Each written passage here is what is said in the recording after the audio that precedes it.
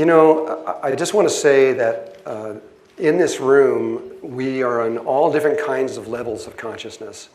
This is just the way it is. We look at each other and we don't know that we're on a different level, but we are. And there's some people here that are really on high levels. I can see this, and it's quite amazing.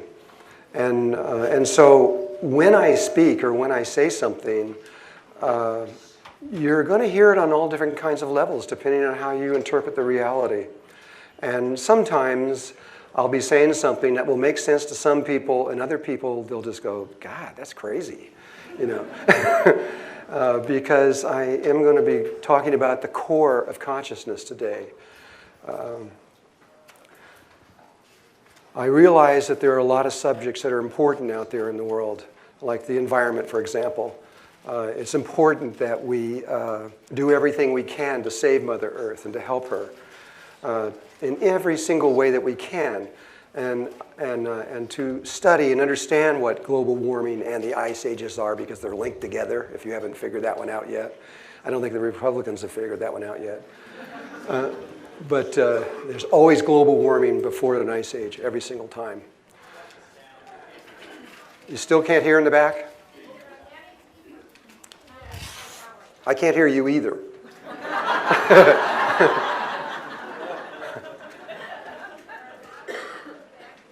Maybe we need to get a technician in the back so they can hear what you're talking about and you can work together on it.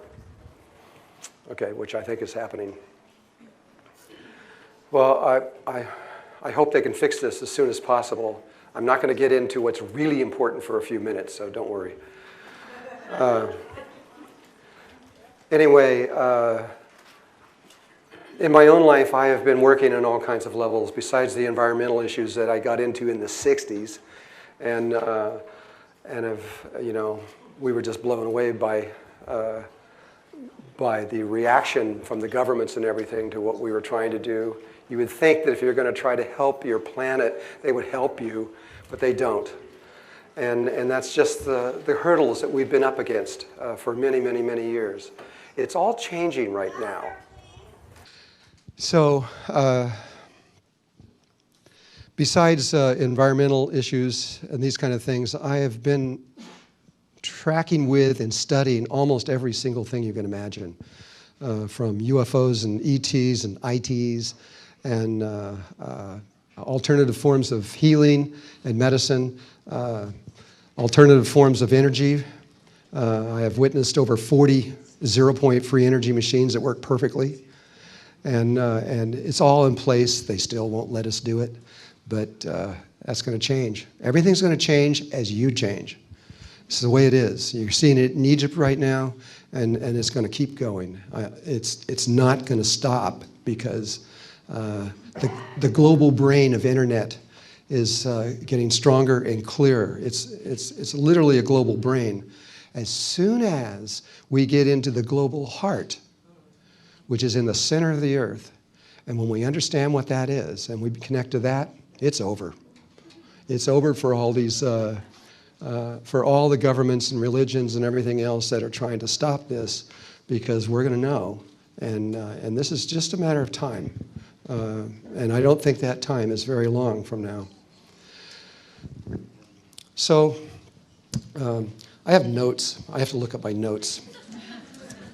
It's a lot of notes. Okay. Yeah, I could do what Sarah Palin does. I'm terrible, I know. Okay, I wanted to be clear. I've tried to not hide who I am or where I'm from and what my purpose is here, and I'm not going to do that here either. I am not human. I am an ET. I'm a multidimensional ET. I am also a multidimensional IT, and there's a big difference. ITs are interterrestrial from inside the Earth. I am both inside the Earth and extraterrestrial from that, and the world I come from does not have any stars and planets. It's a whole different way of existing, but you are all going to know what this is, because as you will find out if I have time to do it all, this is where we're going. You're going to go where I came from. And I am part of the Great White Brotherhood. I am intimately connected with the first and the last order. The first order is Alpha and Omega, Order of Melchizedek. And I am Melchizedek. I am not a priest. And there's lots of Melchizedeks. I'm not unusual. In this galaxy alone, there's over 10 million of them. It's anybody who has been able to go through all 144 dimensional levels and be stable. That's basically all it takes. and then life says, aha, there's one of those guys that went through all that stuff, and it takes you and it uses you. And so I just get used all the time, and I don't mind, because eventually you find out that there is nothing to do but to be of service. There just simply isn't anything else. That's all there is.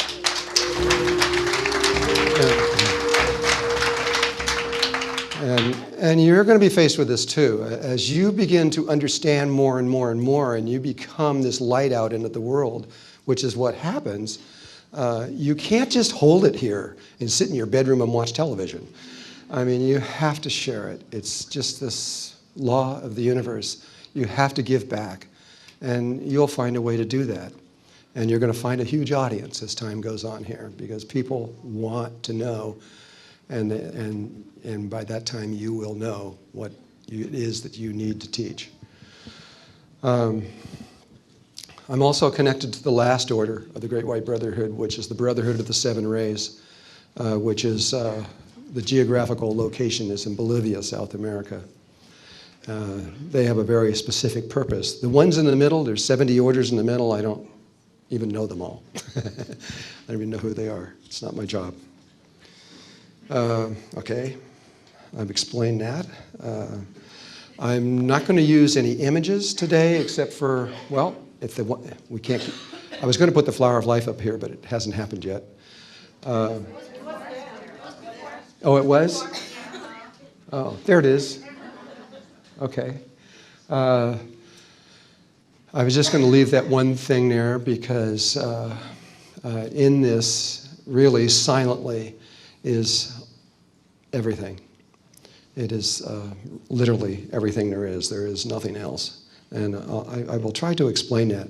But what I want you to do today is just use your imagination, and not to get involved in images from screens, because we are so involved with television and internet and all these things that it distracts from what we're trying to do, because we're going to try to go within to understand who we are.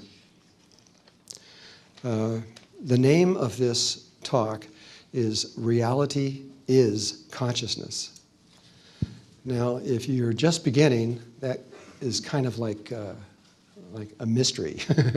What does that mean? That the reality, this room, is actually part of your consciousness. And we'll slowly unfold what that means.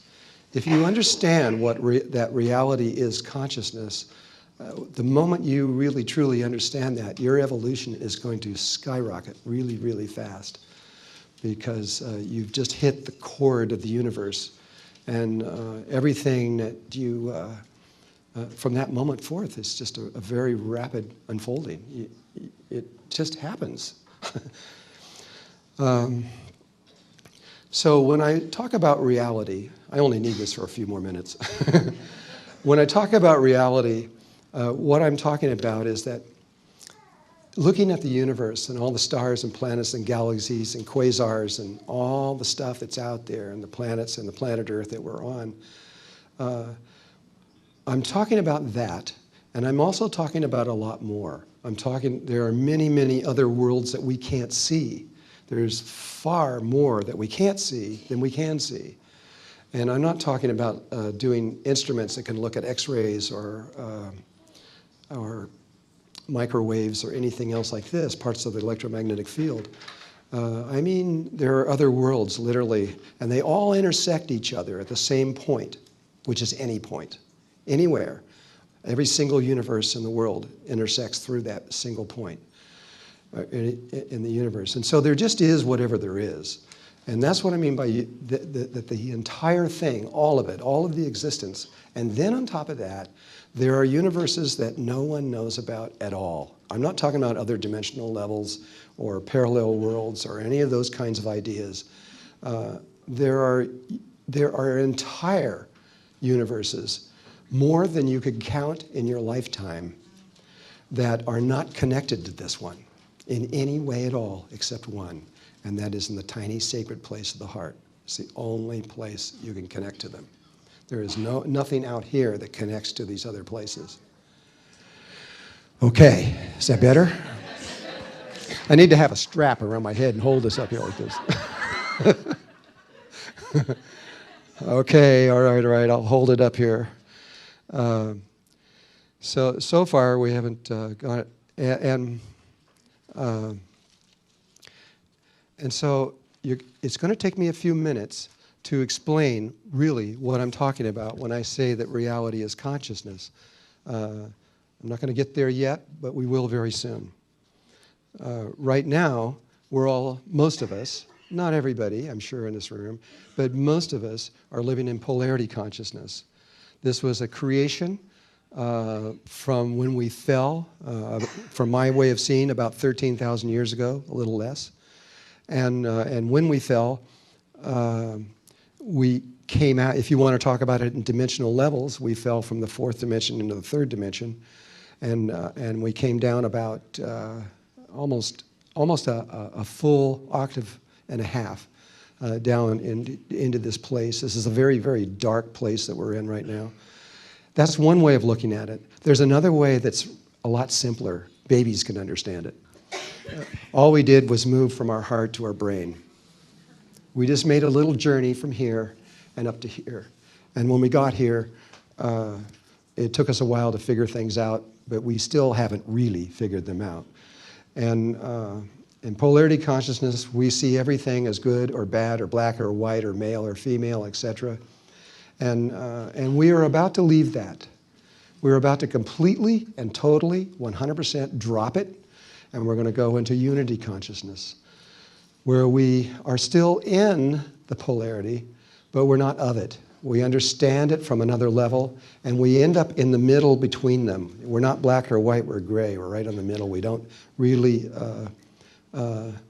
perceive it in the same kind of way that we do right now. And this is where ascension, this is the first step of ascension.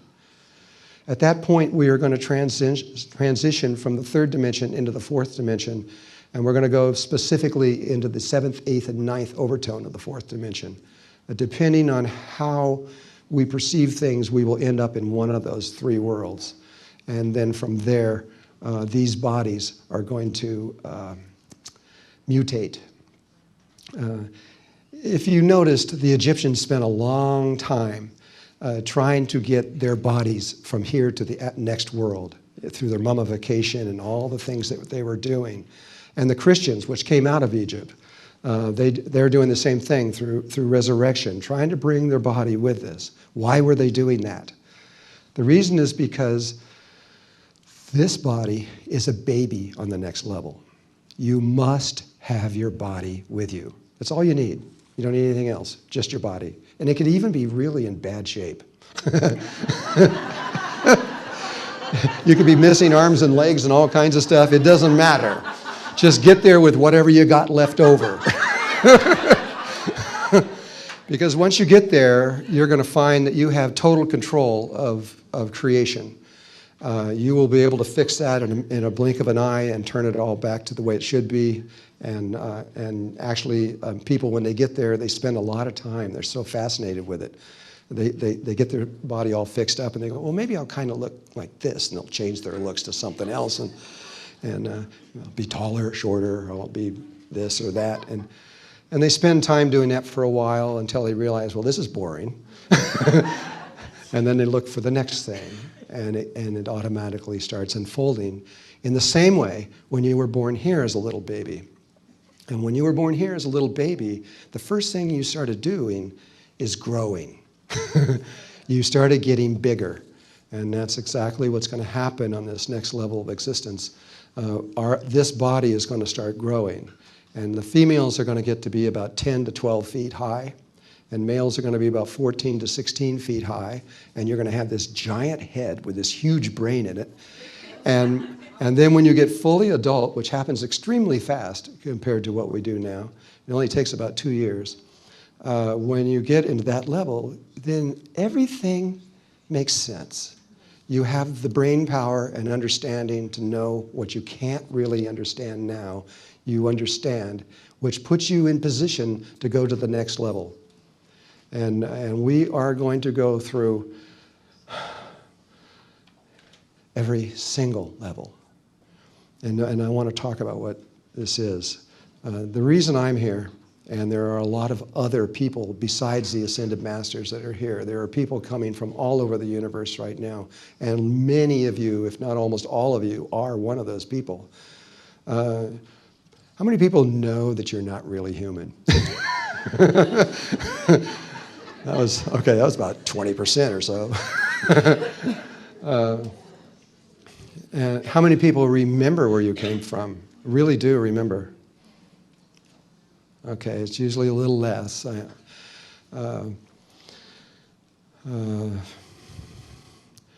Well, where do I want to go with this? So here, what is going on is that the universe, let me put it this way. The Mayans, which are talking about 2012, which is all the cycles of the Earth and the Sun and the Moon and all these different other planets around us that are affecting it. It is these cycles that are all coming to a close on December 21st, 2012. But there is another cycle. And the Mayans don't know this, the Hopi don't know this, the Zulu don't know this, the Kogi might know this. I haven't actually asked them that question. The Owakos might know this. I don't think that the Waitaha or other, I don't think anybody else would maybe know this, and the Tibetans might know this. But there is the largest cycle in existence is ending at the same time. It's changing everything. This is the reason why the Greys, when they were here, began to abduct people. The 5.5 million people that were or more that were taken aboard those ships. And the reason that happened is they were not involved in this. They came in here in very early 1900s, about 1910 or so. And they were on another project. They were trying to solve something that we were doing. And right in the middle of that, right in whenever it was, I don't know, it was early 1980s or somewhere in there, they became aware of that this big cycle was going to end. It was a huge problem for them because they're a technological civilization. They gave up their emotional body, their feminine side, and in so doing that, they were not able to make the transition. What is about to happen is that we're going to go from an octave of universes, which is what we're in right now, to another octave of universes. In other words, this universe we're in right now is very soon simply not going to exist. It won't be here. The Earth is not going to be here. It won't exist.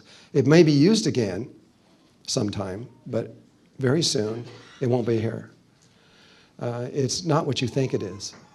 It's not even close to what most people think it is. We think it's real, but it isn't real. It doesn't exist in the way that we think it exists. It is part of our consciousness. It's part of our awareness. It's a projection from within us and from a very specific place in our body, which we'll talk about very soon. And so that's going to disappear, and we're going to reappear in an entirely new world, and we're going to be babies cubed. We won't know anything. We're going to be completely confused for a while. It's going to feel good, though. It's going to feel great, but we're going to lose all of this. What we now know is not going to be applicable in this new world. We're going to have to start over. And I hope I'm not going too fast, because I know that this is a big step. that I'm talking about. The Greys could not get through this because it means that between these dimensional worlds, not just between the third dimension or the eighth dimension or the 100th dimension or anything like that, but between an entire octave to another one, there is something between them that is very interesting. It's a void space that does not allow anything physical to be in it. So no physical thing can get through. The only thing that can get through is spirit. And spirit has to have certain relationships within itself and around itself. You'll know exactly what to do when that happens. But you can't take anything physical with you. And for the Greys, that was a huge problem because they're a technological society. Their spaceships can go into all 144 dimensional levels, but they can't go into the 145th. They can't get over. And when they realized that the cycle was going to end, I'm sure that they actually probably felt something anyway for the first time. Because it was a problem. And that's why they abducted everybody and got them onto, and took our emotional body and their mental body, their memories and their wisdom from their point of view, and combined them into another body. That's who Bashar is, who is here now. He's a great guy. He's real. And I'm glad that he's here. He's coming from about 300 years in the future. And his example for us is important. But he comes from, if you were to actually see Bashar in his actual shape, it would be very different than a human being or a Grey. They're very tall and skinny. But we become very good friends in the future because we have the same emotional body. They're a lot smarter than we are, but, but once we get into fourth dimensional consciousness, we equate, we become equal on those levels. So, I've been kind of rambling on, so I'm going to go back to my list again.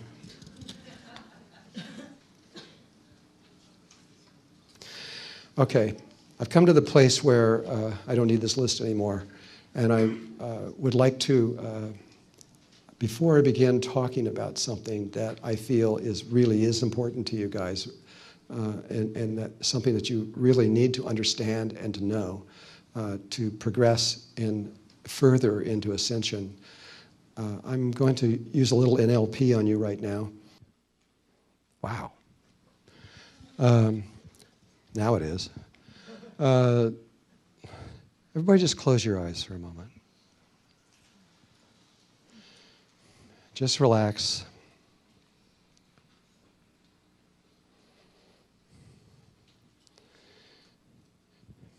Feel yourself move into your heart if you can, if you know how.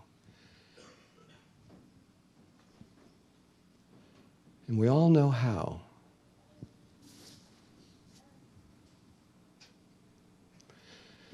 You can receive anything easier when you're in your heart than you can in your brain. Tomorrow we'll take the time to lead you into these sacred spaces. And we don't have time to do that today. So what we're going to do now is give you a mapping of human consciousness within and around the human body. We're going to give it in the ancient way, not in the way that has been presented over the last 25 or 30 years on Earth. We're going to begin at the base of the chakra, moving up.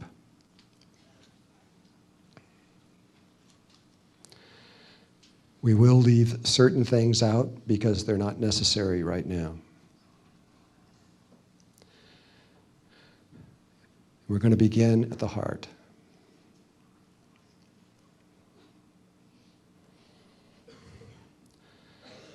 The physical heart contains something greater than anything else in the universe. There is nothing more important, more primal than what is in this tiny little place in the heart. If you've studied how a human being comes into existence when it's born, it begins as a sphere. the ovum. And then it's impregnated, and through mitosis it begins to grow. It divides into 2 cells. Then it goes into 4 cells, which forms a 3-sided pyramid, a tetrahedron. It then goes from 4 to 8 and forms a star tetrahedron, which is a cube. It then goes from there, from 8 to 16, and forms another cube around the original cube. And then it goes from 32 to 64, and it keeps going, forming these geometrical forms until it's 512 cells. At 512 cells, it's a torus, a toroidal field, the most unique form in existence. There is nothing else like it. And it's hollow, and that eventually becomes your body. But first, it becomes something else. It keeps growing at 512, it goes up to 1,024, and it keeps going up and up until eventually it becomes the human heart. It literally is a heart, and every one of us was in our mother's womb at one point, and we were just a heart beating. Science, medical doctors, could never figure out how this heart could beat when there was no brain, there was no arms or legs or eyes or anything or any other glands or any other organs, just a heart, and it started beating.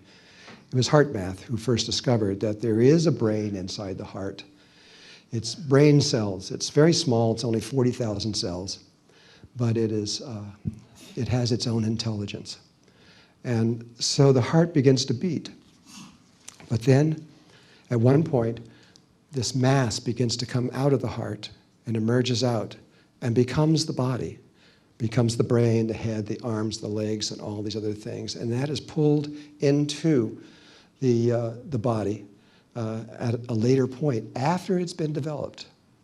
And so just from seeing that, you can know that the heart is more primal, more important than the brain. It was prior to. In ancient Egypt, when they mummified somebody important, like a king or a pharaoh or a doctor or someone that they felt was important, they would take all of their organs out of the body and they would put them in 4 clay jars, with the exception of 3 of them. That was the heart, the brain, and the genitals. And the heart, they would put back in the body. The genitals, they would put back in the body because they felt those 2 things were essential for the person to make their crossover to the other world. But what did they do with the brain? They pulled it out through the nose and they threw it in the garbage can. That's how important it was to the ancient world.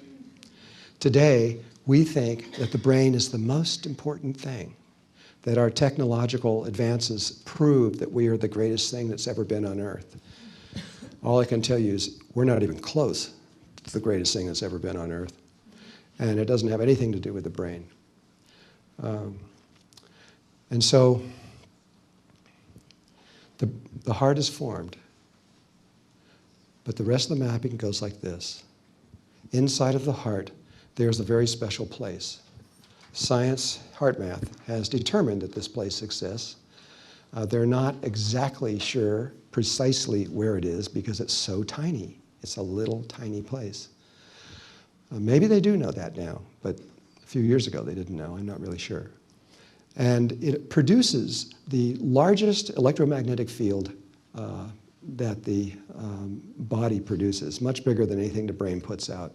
It's about roughly 8 to 10 feet in diameter, and it's a huge toroidal field with another toroidal field inside of it. Tomorrow I'll show you pictures of this.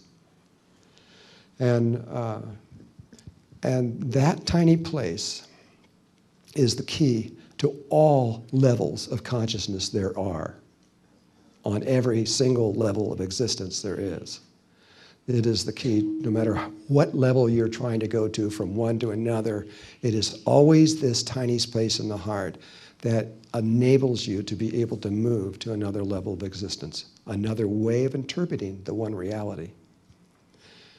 There's over 100,000 different ways that life has figured out how to perceive this one reality. We're looking at it through a polarized lens, but there's about 100,000, 200 or 300 more, 100,000, 200 different ways that it can be perceived at, each one has a different Merkaba field around it that's associated with that particular way, or that lens of interpreting the one reality. The next thing is the tongue. This is the next step, the next most important part of understanding and remembering who you really are. When you first think about it, I mean, why does the tongue have anything to do? Why not your ear or something like that? Well, I mean, why the tongue? Well, it's very clear. First of all, there is a sac that encloses the heart and comes up, and the whole thing forms up and becomes the tongue. And so there's a physiological connection that you can see. I forgot what this is called right now, but there's a name for it. And you can actually see that they're connected. But when that little description I gave you just a few minutes ago about how we went from a sphere to all the various levels and we became a heart, and then the body emerges out of it, the first thing that comes out, is it an arm or a leg, a head, or the brain? What comes out first? The very first thing that emerges out of the heart is the tongue. The tip comes first.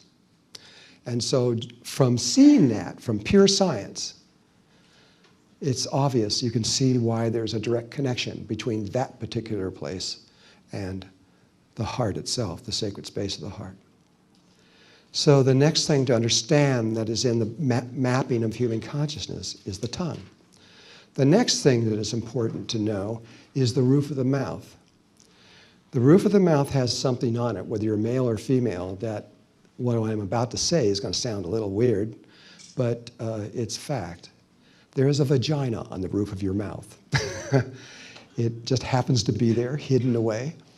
And it's literally, it's no other way to say it, because what is now beginning to happen here is there is going to be sex between the heart and the brain. Actually, it really is, and it feels like it too. And so the heart brings its energy up through the tip of the tongue, and it comes out, and the tongue becomes male.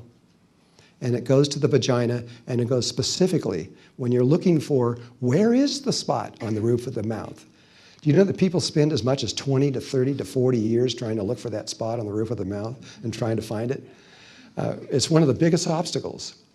We can show you exactly where it is and determine so you know precisely where it is when we get into the workshop.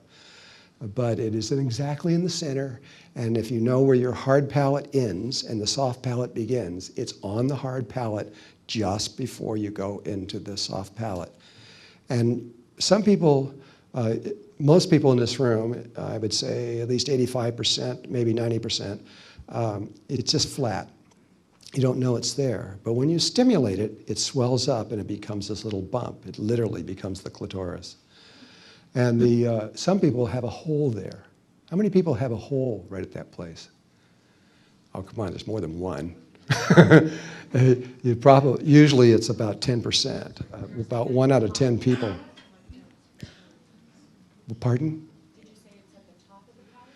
It's at the roof of the mouth, and it's where you have a hard palate and a soft palate. The hard palate is like a drum stretched tight, and then when you keep going with your tongue, if you've got one long enough, going down there, you'll feel that it gets kind of ripply and soft.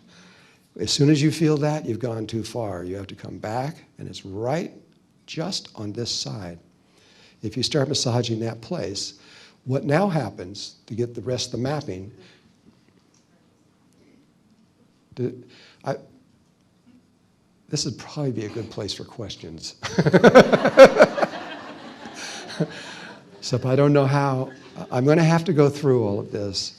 And the only way I can do this is in a longer period of time. This usually, literally takes the traditional systems like Kundalini Yoga, Kriya Yoga, and these kind of steps. If you talk to those teachers and say, how long does it take for someone to master this? Seldom is it less than 20 years. But I found that if you are clear enough and you understand what it is, this is part of the problem, is most of the gurus or the teachers that are teaching this don't understand it. If you really get in there and say, what is this, what's happening, they don't know. They've just been told that this is what you do, and they don't really know what's going on. But if you really understand what's going on, you can get it. And usually in a group this big, I can get about 35% in one day. They'll know exactly how to do it. And the rest of them, about another 35% in usually a couple months. And then the other ones have problems because they've got emotional problems they got to work on. And in spirituality, you must deal with your emotional problems or you'll find a ceiling that you can't go any further on. It's not an option. You have to do it if you have an emotional problem, which just about everybody does. And okay, we're going to keep going now. That roof of that particular spot goes up through a chain up to the thalamus glands up here. There's these two egg-shaped glands that are a little bit toward the back of the head. And those glands, when it's being stimulated, when you are in your heart space and you are moving the tongue on that particular spot, it stimulates those glands and they start firing alpha waves. And it fires massive alpha waves. It's like 3,500 to 4,000. It's not normal. It's very high. And you have the four quadrants of the brain begin to fire. And as soon as they fire in a balanced, strong, powerful way, which might not happen in one day, it might take a long time. But when it happens, a green light will appear in front of you. If you don't see the green light, you are not creating enough alpha. You got to be happier. That's what alpha is. It's joy. It's like, remember in Peter Pan, think happy thoughts. It's true, really. If you want to fly, you have to be joyful. And so this is a place where you have to be childlike. The more serious you are, the more degrees you have and all these kind of things, and the more you're into them, the more likely it's going to be hard for you. You need to let go of all those kind of things and just get into this sensation and this feeling. The moment that happens, the next thing you do is you shift your attention from while you're in your heart to your pineal gland. And the gland itself literally is the third eye. It is from Jacob Liberman and his work through Light, a book he wrote called Light, the Medicine of the Future, and he's one of the experts in the world on this. The pineal gland is an eyeball. It is hollow. It has color receptors inside of it. It has a lens on top of it for focusing light, but it's looking up and not instead of out this way. It's 90 degrees off to these sides. It's a single eye looking up, and it's situated in such a place that it's in the prana tube, so the light that it's receiving, that it's concerned with, is not physical light from the sun, but the light of prana, or life force energy, that's moving down that tube.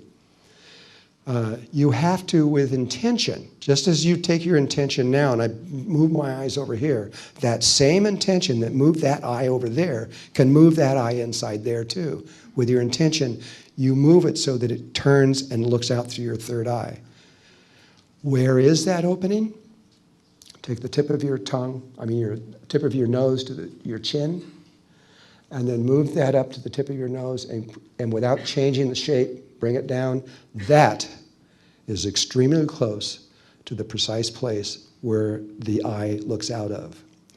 It is for this reason that the Hindus and the Tibetans have you slightly cross your eyes so that you're looking up to this place. Because if you try to do it and you're looking out through your normal eyes, nothing happens.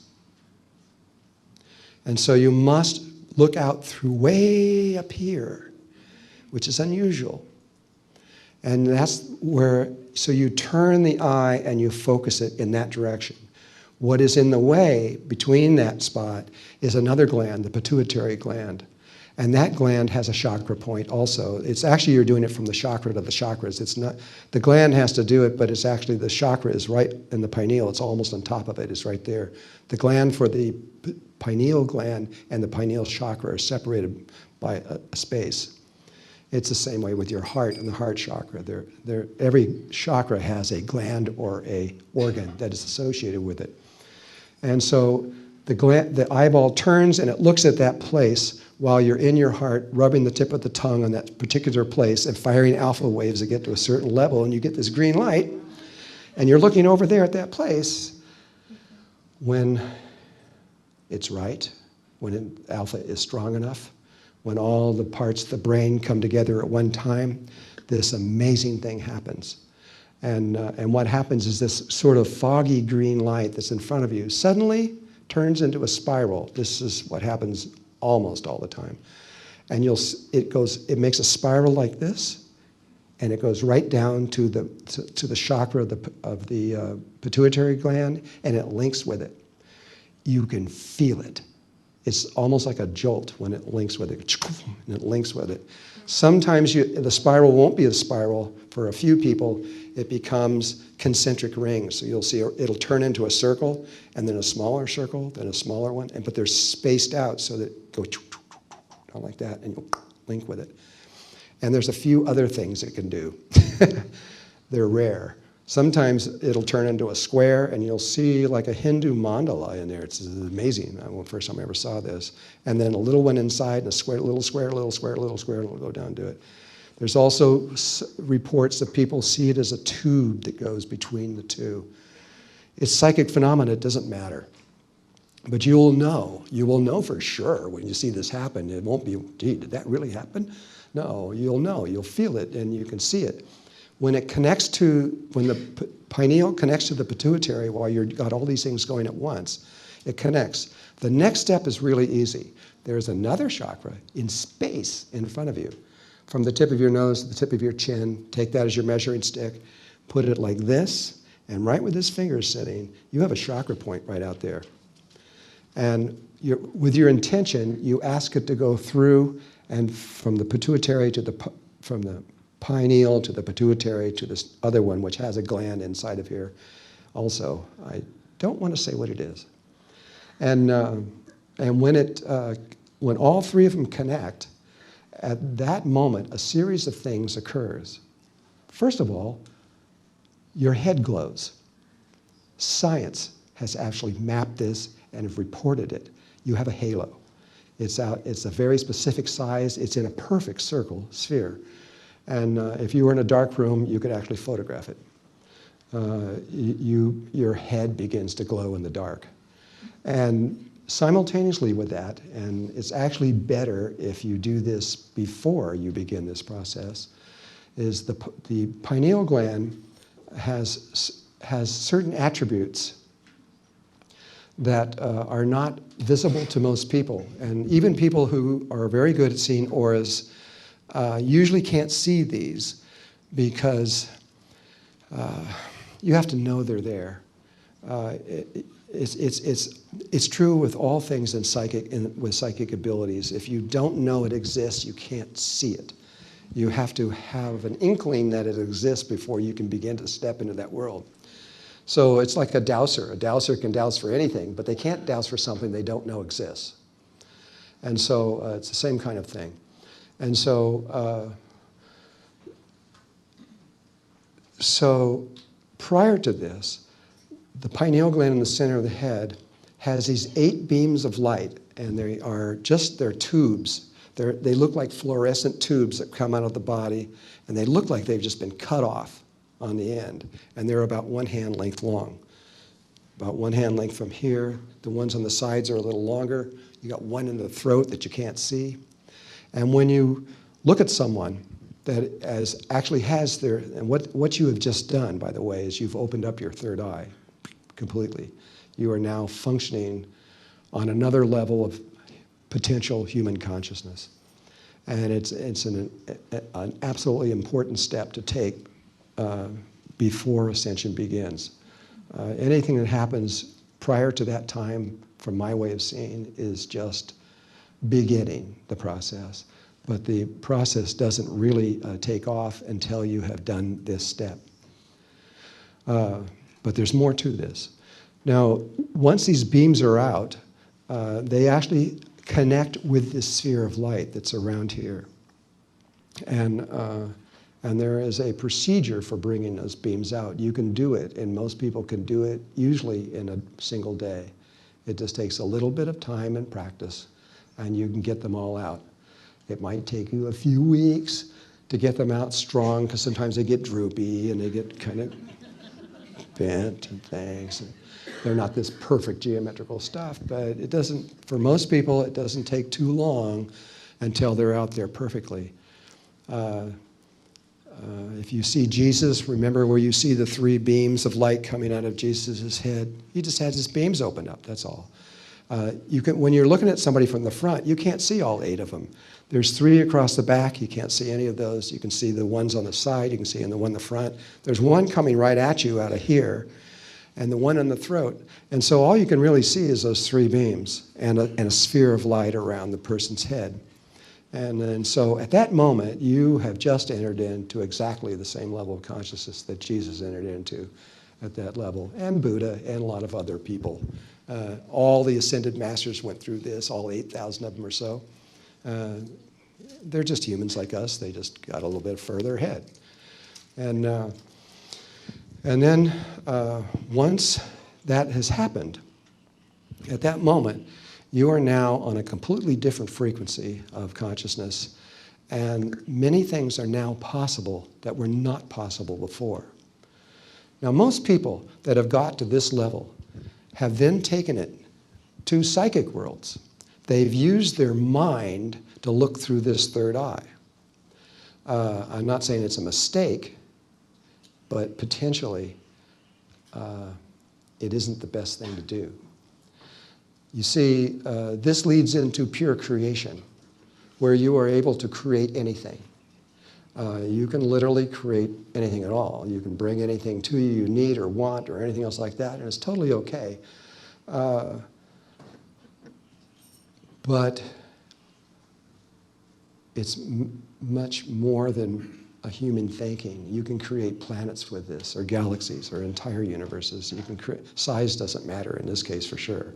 You can create anything on this, and anything is possible at that moment. But if you do create through your brain, like in the, remember The Secret, the CD, The Secret?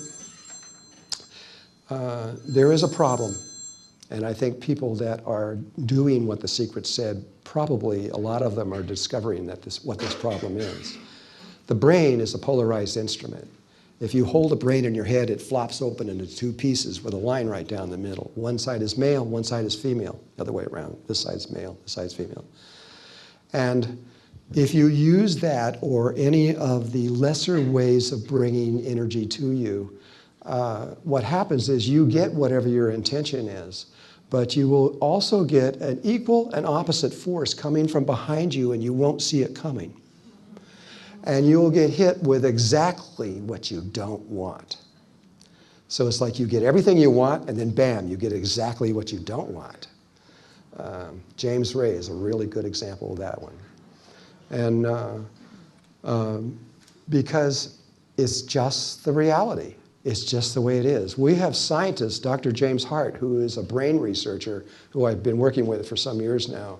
He's one of the 2 primary brain researchers on Earth. And they discovered that through pure science. They were able to create things and do it, but they found out that every time they did, they go, wow, this worked. Bam, something would come from back here. And they go, where did that come from? You know, how did that happen? Well, it'll happen every single time. It's just like a law of physics. If you have a force going this way, you have an equal and opposite force going the other way. If you push against a wall, it pushes back at you at the same amount. But if you shoot a rocket down, it goes up this way. There's always an equal and opposite force, and it's because the instrument you are dealing with is polarized. However, once the third eye is open, and this is something that I have just learned in the last 3 months, and it's so amazing, and it has enabled me to make contact with beings that I've never been able to reach before. And I would like to talk about them in just a little bit, because it's important for our very survival, I believe.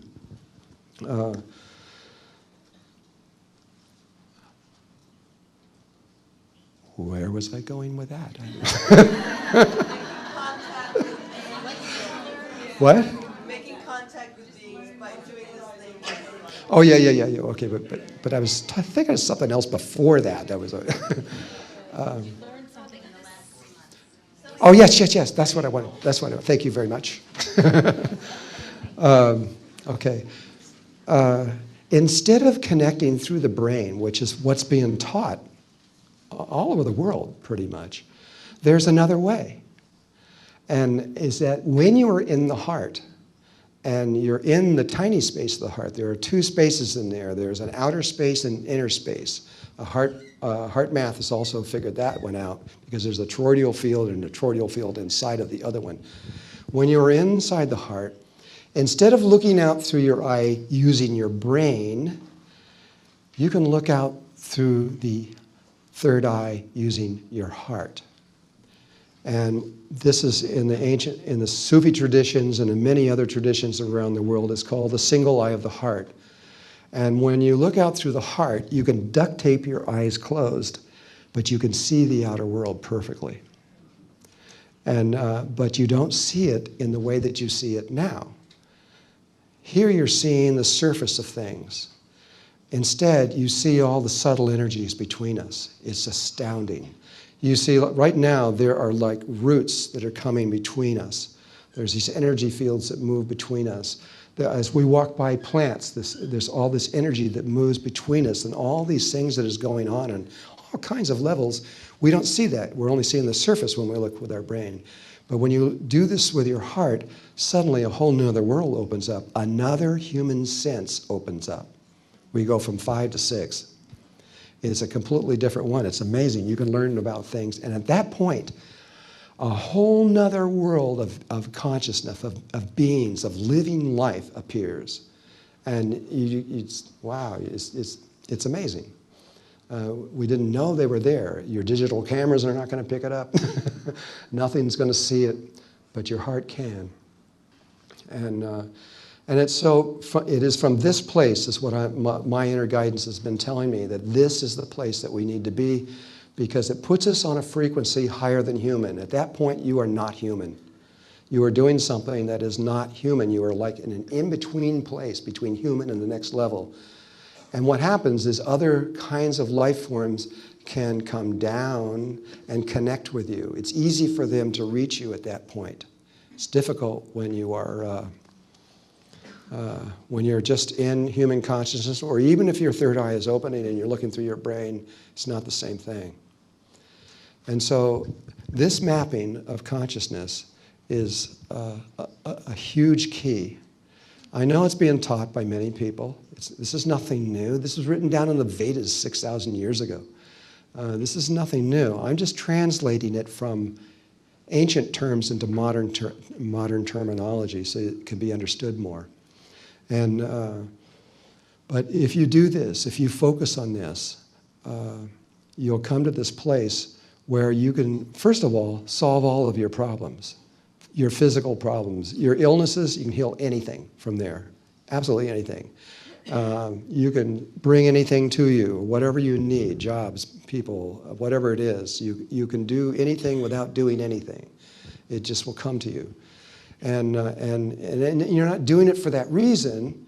It's just what happens. Everything comes to you. When you create from the heart, instead of from the brain, the heart is not polarized. It is an absolutely unified field of consciousness. And so when intention is put out from the heart and not the brain, it doesn't have this polarized thing coming from behind you. The heart has a wisdom that is beyond anything that we can kind of imagine. It knows how that if you ask for something, it gives it to you. You can have anything. It doesn't really matter. It's just, everything is just energy. It's just energy. And it can give you anything that you need, but it will find a way to give it to you so that it does no harm to anyone, anywhere in existence. It's just clean, totally clean gift. And it's really okay. Again, that's not why we do it. It's a side effect. But that is the doorway that opens up, that leads you into what we call ascension. It's true ascension from that point on. You will keep rising. Your consciousness will keep going up. Whatever you need, anything like you don't understand something, your heart will tell you exactly. It'll tell you precisely what it is that you're trying to understand. And so evolution, spiritual evolution goes very, very fast from that moment forth. And so I know you don't have to believe me.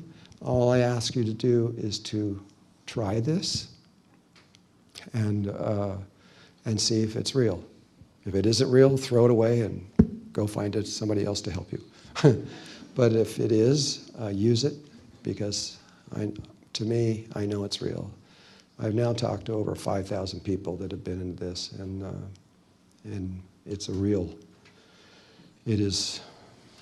it's ancient. It's older than the earth. So, this is the core of what I want to give to you. Tomorrow I will define it very clear, much clearer, which I can't do right now. I'm not even going to try. That's why I didn't put it up there, because it'll just confuse things. But once you know the basic map of where you're going, it really helps. If you read old literature about this, it's very confusing. Like even in my own organization, in terms of the Great White Brotherhood, when the ancient writings, when you read those things, when they're talking about the pineal gland, it's clear they didn't know what it was. They didn't really understand it. So what they said was, there's a flame of light that comes out of the pineal gland, and you have to bend the flame so that it looks over here. So you have to do this bending of the flame. It's not about the flame. It's about an eyeball that just has to be turned so it's looking in that direction. But they didn't understand. So now I'd like to shift this into another level, but I need to know where we are in time. 1:10, so we got about 20 minutes? Oh, that's perfect. Okay. I want to tell you what happened when we did this. The first time I ever did this. I was with a group of about 100 people, and I was starting an advanced workshop that I was being asked to do, but I didn't know what I was going to do. I didn't even know where we were going with it. And so when I started to think about what I was going to do, the angels came in, which are these spheres of light, and they said, no, just go there with a blank mind. Think Zen, they said, and just don't know anything what you're doing. And they said, the information is in the people, pull it out. So I did. I kept looking inside people and saying, what's in there? What's in, pulling the stuff out. Trying to figure out where I was going with this. And on about the second day or so, it was like the weirdest workshop I've ever done in my life, because I didn't know where I was going. For the first 3 days, I was just completely lost. And then somebody brought up the whole thing about ETs and ITs, and started talking about it. And somebody brought up the idea of what was going on in Mexico with the plasma beings. And I go, okay, so we went with that. And I don't know if you know what's going on in Mexico, but it's been going on for about 20 years. It's the most documented case of UFOs in history. If you took everything else on Earth, there's more documentation on these beings than everything else combined, and probably double or triple. They have thousands and thousands and thousands of video hours of them. They stand before it and go, okay, film me. They don't care if you do it. The ships are like this in the sky, right? That big. They fill the whole film, whole picture. And they say, go ahead, take the pictures. They allowed the Mexican government to form a committee of scientists to study them. And 7 times now, they've been told that at a certain spot, at a certain time down to the minute, these ships will come right out of the solid rock and sit there, and they let them go up and study them and do anything they want. They don't care because they have no fears, none. They told me that you can put an atomic bomb right in the middle of one of their ships and blow it off, and it has no effect on them at all. And so they're not really concerned about our military or anything else. And they have no intention of doing harm to us at all. They used to be on the surface of the earth.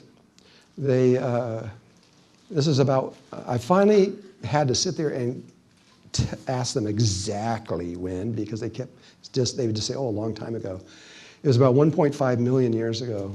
They were on the surface of the earth, and they were in physical bodies, not human, but a different kind of form. And they had created a science really similar to what we have now, electromagnetic fields. They started getting all that stuff. And they started killing the Earth. They started doing the same thing that we're doing right now, and they were getting desperate because they couldn't figure out how to stop it. And what they tell me is that a ship came out of the sky, some ET race. They got out, spoke in their language, and all they did was tell them something about themselves. And then they got back on the ship and left, and they've never seen them since. They just injected this little and left. And so they said that it took them about 100 years to figure it out. And when they did, they found their bodies became pure light, and they can actually walk right through each other. I had video film of them even today when they're in their lava forms, is what I call them, where they walk right through each other. They're just pure. When they take those forms, they're just pure light. And they said that, so they walked around for a long time in bodies that were just pure light. And then they eventually realized that the body is just a projection of consciousness. That's all it is. This is how certain shamans can change their bodies from a human into a puma or something, or an eagle, because they can literally, it's all it is. It's just a consciousness thing that we've connected in. We don't know that, and so we're stuck in it, and we can't understand how we can't fix anything. Anything can be fixed, doesn't matter what it is.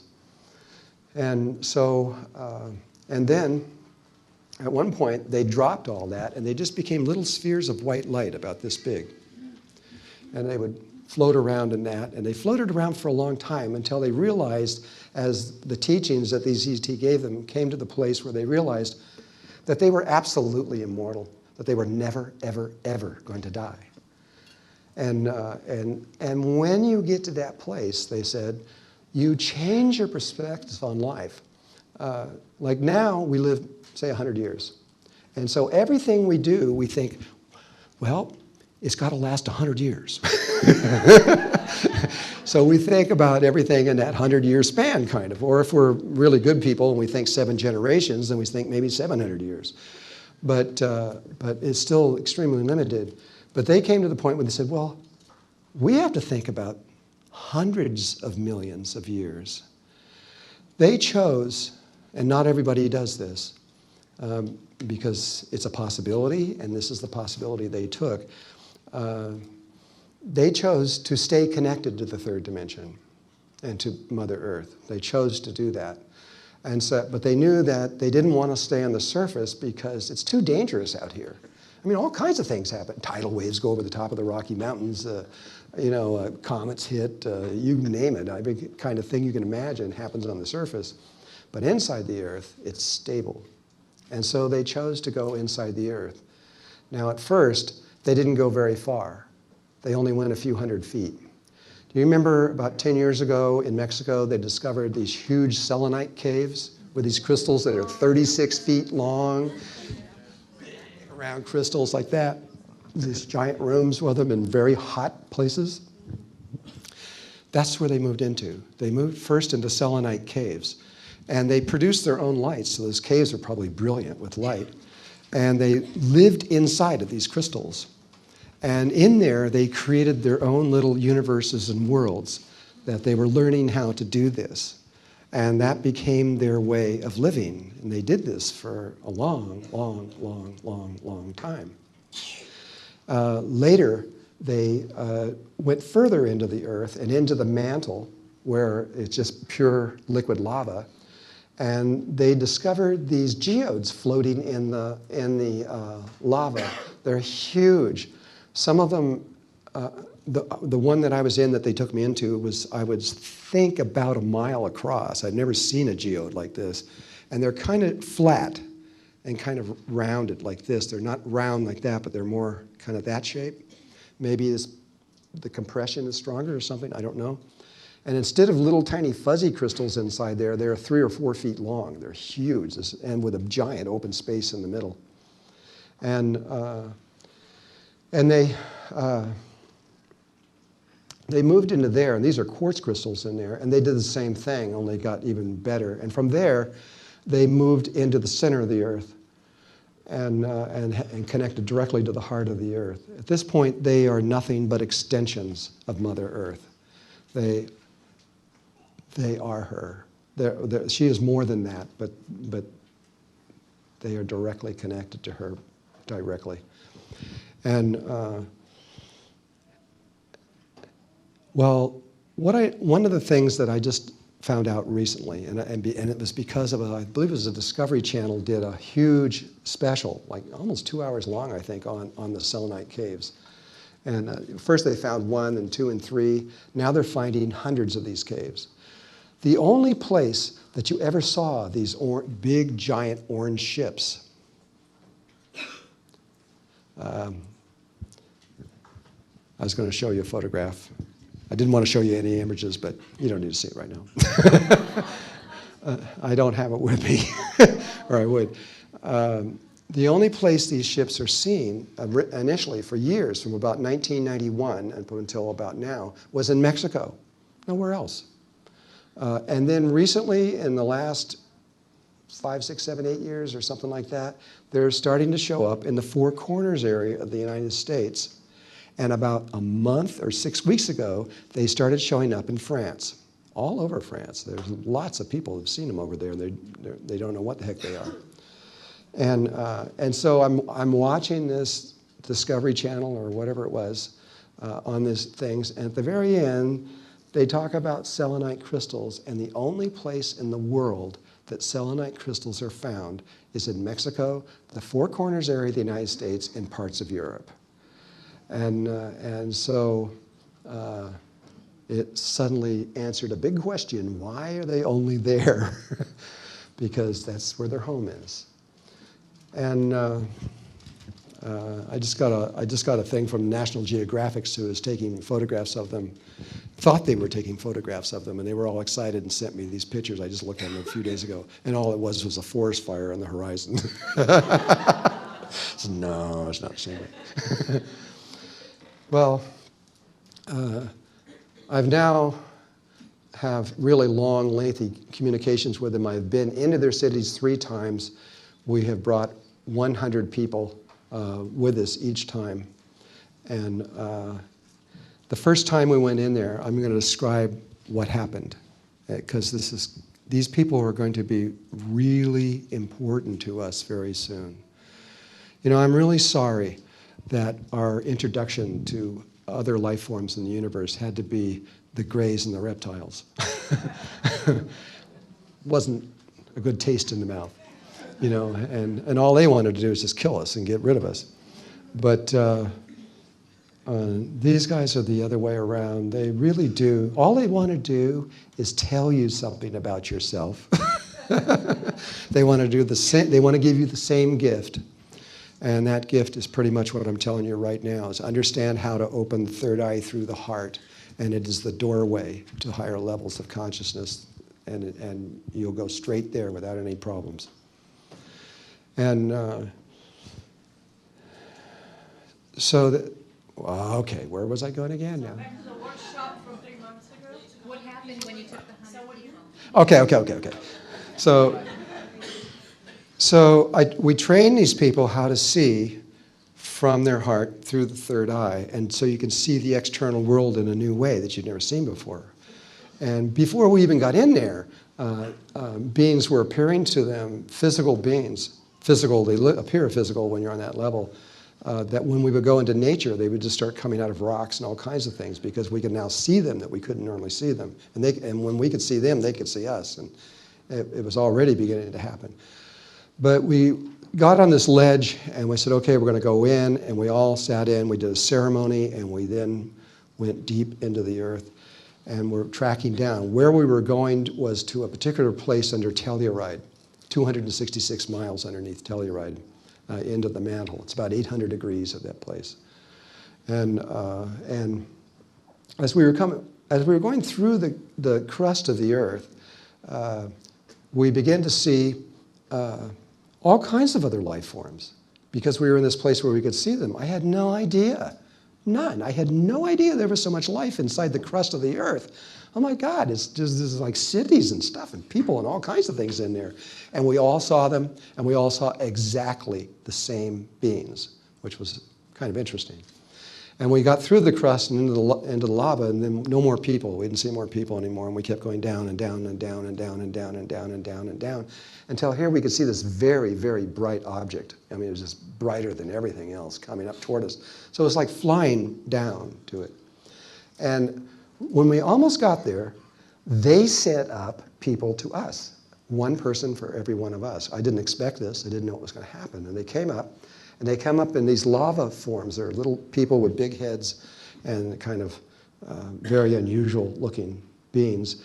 And one came to every single one of us, looked at us, and then turned into a human being right before our eyes. It takes about a second and a half for them to do that. And then they look just like anybody else. And they spoke to each one of us in whatever language we wanted to be spoken to. And then they said, and these guys are like, they're always playing around and laughing. They think we're so silly because we're so serious. They keep saying, you guys just gotta calm down and enjoy life. You're gonna get there fine. And they just keep, so they're always making jokes. This one lady was telling us afterwards, she says, she was crying. She says, oh my God, I finally met somebody on another level, you know, and you're a really nice person. And she says, can I stay in contact with you? He says, oh, yeah, we just use email. Then he laughs, you know. And so I didn't know this was going to happen. And so they talked to us for about 10 minutes. Then they took us down inside the geode. And they told us how they lived. Each person brought us to a different place, but they told us all these different things about it, and so many things about them and what their lives were like. And they were just sharing with us, trying to be friendly. And then at the end, this ship appears, one of the big orange ships appears in the middle of the space, the geode. It's huge. And they said, okay, everybody get on. We didn't know this was going to happen. And so we all got on this ship together. We're all in there, and poof, when you are, your bodies disappear and you become the ship. It's a very interesting sensation. And so they take us back. Well, it took us about 15 minutes to get down there. It took us like about 3 seconds to get back. But inside of that ship is so bright. The light is so bright, it hurts. And when we broke the surface, the light went up about 10 times. It almost scared me because it felt like I was going to get blinded by the light if we stayed. But it only lasted about 2 seconds, and then it went away. But oh my God, I mean, it was just like looking into a 1,000,000-watt light bulb. And then they put us back into our bodies, and they went down and left us there. We all came out. We all opened our eyes all at the same time, and everybody started talking at once. And what we soon discovered was everybody had the same experience, almost everyone. There were 99 people and one other person that joined us at the end, 100 people. And I asked, so in the discussion, we all had the same thing where somebody came to us, turned into a human being, brought us in there, showed us all these things, got in the ship and came back. I mean, if you do a meditation with no guided imagery or anything at all, and you're all going to have the same exact experience, the odds of that are pretty zero.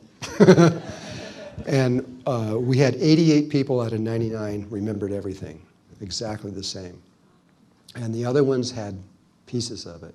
According to them, they said, nah, we got all of you.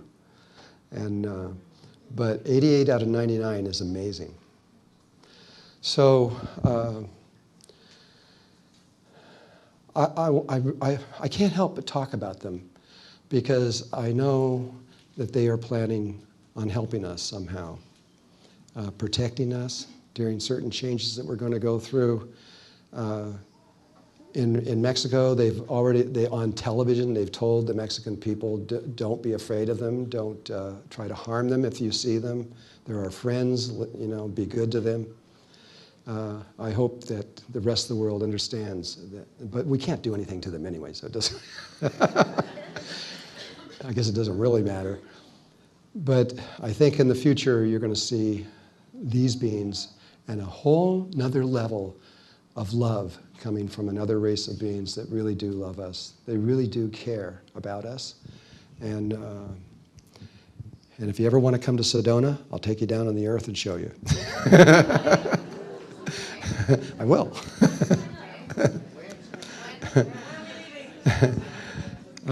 Well, I'm doing, you have to understand all this stuff I just talked about first. You have to study that stuff. I can teach you, there are other teachers that can teach you, but, and I'm setting up a school right now where there'll be teachers all over the world by July that will be able to teach you how to do this relatively quickly, we believe, especially with the reversal of what we're about to do. I know I'll only have about 2 minutes left or something, or maybe less. And so I hope that what I have given you today helps you. I know this is very quick, but it's my prayer that you are able to understand this, bring it into your life, breathe it, make it real, and have a beautiful life expanding your consciousness. Thank you.